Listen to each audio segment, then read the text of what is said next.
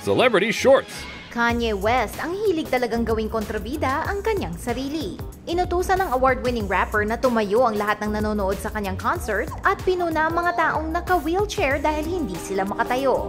Pagdating sa musika ay nakakakilabot na minsan ang kagalingan na talent ni Kanye West. Pero kapag hindi siya nagpa-perform ay madalas siyang maka-offend ng mga tao. Pagkatapos ng nakakahiyang insidente sa VMAs, 5 taon nang nakalipas kung saan hindi niya pinagtapos sa pagbigay ng acceptance speech si Taylor Swift, ay sinabi ni Kanye na kukuha daw siya ng sensitivity training. Pero mukhang hindi basta-basta matuturuan ng rapper dahil itong nakaraang linggo sa isang concert sa Sydney, Australia, inutusan niya ang bawat isang audience member na tumayo at sumayaw. At nang nakita niya may 2 taong nanatiling nakaupo, sinigaw ni Kanye na hindi niya ipagpapatuloy ang show hanggat hindi nakatayo ang lahat ng audience.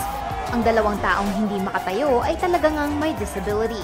Hindi naman na-offend ang mga Australian fans ni Kanye, pero anong say nyo? Okay lang din ba ito sa inyo o masyado ng out of this world ang kayabangan ni Kanye?